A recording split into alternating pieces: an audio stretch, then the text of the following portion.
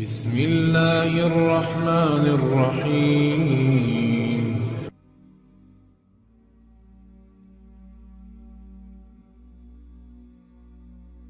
فرشتے نورانی مخلوق ہیں جنہیں ان کی اصلی شکل و صورت میں دیکھنا انبیاء کرام علیہ الصلاۃ والسلام کے علاوہ کسی اور کے لیے ممکن نہیں، اور یہی وجہ ہے کہ ہمارے ارد گرد لاتعداد فرشتے اپنے کاموں میں مصروف ہیں مگر ہمیں وہ دکھائی نہیں دیتے۔ اگر وہ انسانی شکل اختیار کر کے ہمارے سامنے آئیں تو پھر انہیں دیکھنا ممکن ہے۔ انسان کی نسبت فرشتے عظیم مخلوق ہیں اور ان میں بھی بعض چھوٹے ہیں اور بعض بڑے۔ فرشتوں کے پر، فرشتوں میں بعض کے 2 پر ہیں اور بعض کے 600 پر۔ قرآن کریم میں اللہ پاک کا ارشاد پاک ہے، اللہ تعالیٰ ہی کے لیے تمام تعریفیں ہیں جو ابتدا آسمانوں اور زمین کا پیدا کرنے والا ہے اور 2 3 4 پروں والے فرشتوں کا اپنا قاصد پیغمبر بنانے والا ہے۔ بعض روایات کے مطابق جبریل امین علیہ السلام کے 600 پر دیکھے گئے ہیں اور ہر پر نے آسمان کو گھیر رکھا تھا۔ ان کے پروں سے مختلف رنگ اور قیمتی موتی بکھر رہے تھے۔ فرشتوں کے قد و قامت، وہ فرشتے جنہوں نے عرش اٹھا رکھا ہے ان کے قد و قامت کے بارے میں حضور نبی کریم صلی اللہ علیہ وآلہ وسلم کا فرمان ہے، مجھے ان میں سے ایک فرشتے کی قد و قامت بیان کرنے کی یہ اجازت ملی ہے، اور اس کا وجود کتنا بڑا ہے اس کا اندازہ اس بات سے کیا جا سکتا ہے کہ اس کے کان کی لو سے کندھے تک کا درمیانی حصہ اتنا لمبا ہے جتنی 700 سال کی مسافت۔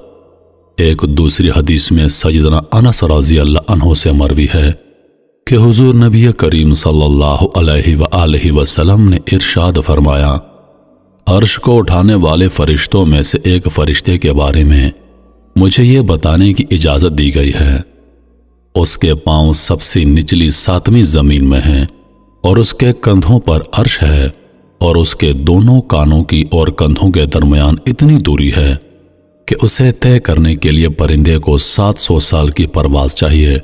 وہ فرشتہ کہتا ہے، یا اللہ تو پاک ہے جہاں بھی ہے اور جہاں بھی ہو۔ فرشتوں کی ضروریات، اللہ تعالیٰ نے فرشتوں میں شادی بیاہ کی حاجت نہیں رکھی، اس طرح انہیں کھانے پینے سے بھی بے نیاز کر دیا ہے۔ اس کی وضاحت قرآن مجید میں مذکور سیدنا ابراہیم علیہ السلام کے اس واقعے سے ہوتی ہے، جس میں ہے کہ ابراہیم علیہ السلام کے پاس فرشتے آئے تو آپ علیہ السلام ان کے لیے فوراً گوشت لے کر آئے مگر انہوں نے اسے تناول نہیں کیا۔ اللہ تعالیٰ نے فرشتوں کو بیماری، سستی، کاہلی، دکھ، تکلیف، تھکاوٹ اور اکتاہٹ وغیرہ سے محفوظ رکھا ہے، اور وہ دن رات فقط اللہ کی اطاعت میں اپنے کاموں میں مصروف رہتے ہیں۔ قرآن مجید میں ہے، آسمانوں اور زمین میں جو کچھ ہے اسی اللہ کا ہے، اور جو کچھ اس کے پاس فرشتے ہیں وہ اس کی عبادت سے نہ سرکشی کرتے ہیں اور نہ تھکتے ہیں۔ وہ دن رات اللہ کی تسبیح بیان کرتے ہیں اور ذرا سی بھی سستی نہیں کرتے۔ محترم عزیز دوستو، آرام اور نیند تھکاوٹ کو دور کرنے کے لیے ہوتی ہے، اور جب یہ واضح ہو گیا کہ فرشتے نہ تھکتے ہیں اور نہ سست پڑتے ہیں تو پھر ان کے لیے نیند اور آرام کی کوئی ضرورت باقی نہیں رہ جاتی۔ فرشتے تقریباً عام طور پر آسمانوں میں رہتے ہیں اور اللہ کے حکم سے مختلف کاموں کے لیے زمین پر اترتے ہیں اور پھر واپس آسمان پر چلے جاتے ہیں۔ قرآن مجید میں ایک اور مقام پر خود فرشتوں کی یہ بات مذکور ہے، ہم تیرے رب کے حکم کے بغیر نہیں اترتے۔ فرشتوں کی تعداد، فرشتوں کی تعداد کتنی ہے اس کے بارے میں کوئی تفصیل نہیں ملتی، کیونکہ اللہ تعالیٰ کا فرمان ہے، تیرے رب کے لشکروں کو اس کے سوا اور کوئی نہیں جانتا۔ بعض احادیث سے معلوم ہوتا ہے کہ فرشتوں کی تعداد بہت زیادہ ہے، بلکہ اندازہ ہوتا ہے کہ انسانوں اور جنوں سے بھی ان کی تعداد زیادہ ہے۔ سیدنا ابو ذر رضی اللہ عنہ سے مروی ہے کہ اللہ کے رسول صلی اللہ علیہ وآلہ وسلم نے فرمایا، آسمانوں میں کہیں 4 انگلیاں جگہ بھی ایسی نہیں جہاں کوئی نہ کوئی فرشتہ سجدہ ریز نہ ہو۔ سیدنا عبداللہ بن مسعود رضی اللہ عنہ سے مروی ہے کہ اللہ کے رسول صلی اللہ علیہ وآلہ وسلم نے فرمایا، قیامت کے روز جہنم کو اس حال میں لایا جائے گا کہ اس کی 70 لگامیں ہوں گی، اور ہر لگام کے ساتھ 70,000 فرشتے ہوں گے جو اسے کھینچ کر لا رہے ہوں گے۔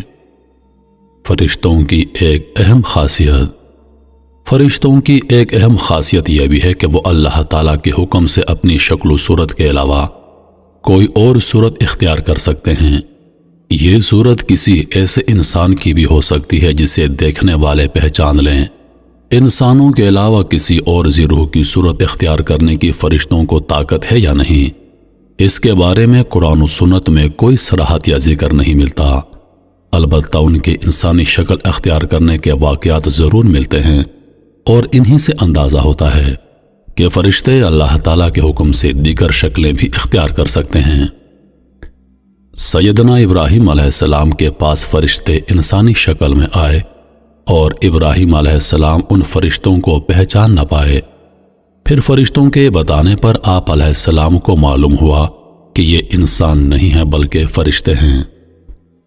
سیدہ مریم علیہ السلام کے پاس جبریل امین علیہ السلام انسانی شکل میں تشریف لائے تھے، اور جبریل امین علیہ السلام سوائے 2 مرتبہ کے ہر مرتبہ نبی کریم صلی اللہ علیہ وآلہ وسلم کے پاس انسانی شکل میں تشریف لائے۔ فرشتوں کی طاقت۔ اللہ تعالیٰ نے فرشتوں کو انسانوں اور جنوں سے کئی گنا زیادہ قوت و طاقت عطا کر رکھی ہے۔ حضور نبی کریم صلی اللہ علیہ وآلہ وسلم نے جب طائف کے مقام پر وہاں کے لوگوں کو اسلام کی دعوت پیش کی تو آپ علیہ السلام پر وہاں کے لوگوں نے ظلم و جبر کی انتہا کر دی، اور حضور نبی کریم صلی اللہ علیہ وآلہ وسلم کو لہو لہان کر دیا۔ تو اس مقام پر سیدنا جبریل امین علیہ السلام تشریف لائے۔ انہوں نے آواز دی اور کہا کہ اللہ تعالیٰ حضور نبی کریم صلی اللہ علیہ وآلہ وسلم کے بارے میں آپ کی قوم کی باتیں سن چکا ہے، جو انہوں نے آپ کے خلاف اقدام کیا وہ بھی دیکھ چکا ہے۔ آپ کے پاس اللہ تعالیٰ نے پہاڑوں کا فرشتہ بھیجا ہے، آپ ان لوگوں کے بارے میں جو چاہیں اس فرشتے کو حکم دیں۔ اس کے بعد پہاڑوں کا فرشتہ مخاطب ہوا۔ اس نے حضور نبی کریم صلی اللہ علیہ وآلہ وسلم کو سلام کیا اور عرض کی، اے اللہ کے رسول، آپ جو حکم دیں گے میں اس کی تعمیل کروں گا۔ اگر آپ چاہیں تو میں دونوں طرف کے پہاڑوں کو ان پر لا کر ملا دوں جن سے یہ پس جائیں۔ اس طرح جبریل امین علیہ السلام کی قوت و طاقت کے بارے میں قرآن مجید میں ہے۔ انہیں حضور نبی کریم صلی اللہ علیہ وآلہ وسلم کو زبردست طاقت والے فرشتے نے سکھایا ہے جو زور آور ہے۔ فرشتوں کا نظام و ضبط۔ فرشتے اپنے ہر کام میں نظم و ضبط کی پابندی کرتے ہیں، اور اس میں کسی قسم کی کمی بیشی یا سستی اور کاہلی وغیرہ کا مظاہرہ نہیں کرتے۔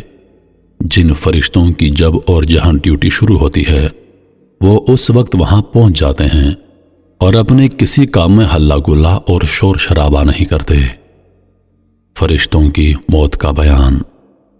جس طرح انسانوں کی پیدائش اور موت کے مختلف مراحل ہوتے ہیں، فرشتوں کے لیے یہ مراحل نہیں ہیں، یعنی دنیا میں نئے انسان پیدا ہوتے ہیں اور پہلے سے موجود انسان فوت ہوتے رہتے ہیں، لیکن اس کے برعکس جب اللہ تعالیٰ نے فرشتوں کو پیدا کیا ہے تب سے وہ زندہ ہیں، اور قیامت قائم ہونے تک جب تک اللہ پاک چاہیں گے وہ زندہ رہیں گے، اور اللہ تعالیٰ کی طرف سے انہیں جو ذمہ داریاں دی گئی ہیں انہیں احسن طریقے سے وہ پورا کرتے رہیں گے۔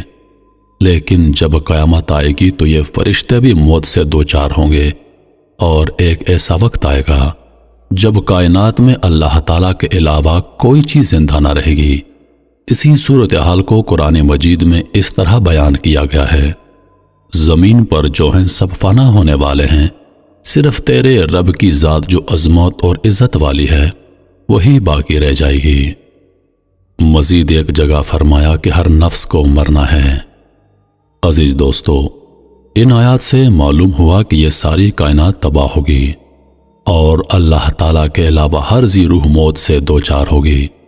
اس کے بعد سب سے پہلے اللہ تعالیٰ اسرافیل علیہ السلام کو زندہ کریں گے اور انہیں حکم دیں گے کہ وہ سور پھونکیں، جس سے وہ ساری مخلوق جو مردہ تھی زندہ ہو جائے گی، جیسا کہ ارشاد باری تعالیٰ ہے۔ پھر دوبارہ سور پھونکا جائے گا، پس وہ سب کھڑے ہو کر دیکھنے لگ جائیں گے۔ اجماع امت سے یہ بات ثابت ہے کہ فرشتوں پر بھی اسی طرح موت و فنا نے آنا ہے جیسے دیگر تمام مخلوقات پر موت آئے گی، اور اس بات پر قرآن و سنت کے دلائل بھی شاہد ہیں، جیسا کہ فرمان باری تعالیٰ ہے۔ اس ذات باری کے علاوہ ہر چیز نے فنا ہونا ہے، جس میں فرشتے بھی شامل ہیں۔ فرشتوں کی موت کی تکلیف، اور جہاں تک فرشتوں کی موت کی کیفیت کا تعلق ہے تو اس حوالے سے قرآن و سنت کے نصوص صحیحہ سے ہمیں کچھ نہیں ملتا، البتہ چند ضعیف روایات اور آثار اس حوالے سے ضرور ملتے ہیں، خصوصاً 4 بڑے فرشتے سیدنا جبرائیل، میکائیل، اسرافیل اور ملک الموت کی کیفیت کے حوالے سے۔ لیکن یہاں یہ بات اچھی طرح سمجھ لینا چاہیے کہ یہ مسئلہ غیبی معاملات سے تعلق رکھتا ہے، اور غیبی امور سے متعلق کچھ بھی اس وقت تک بیان نہیں کیا جا سکتا جب تک کہ اس کا ثبوت قرآن کریم یا صحیح حدیث سے نہیں ملتا۔ قرآن و سنت کے ظاہری آثار سے یہ بات سمجھ میں آتی ہے کہ تمام فرشتوں کی ارواح کو ملک الموت ہی قبض کریں گے، اور ملک الموت بغیر کسی فرشتے کے روح کے قبض کیے فوت کیے جائیں گے۔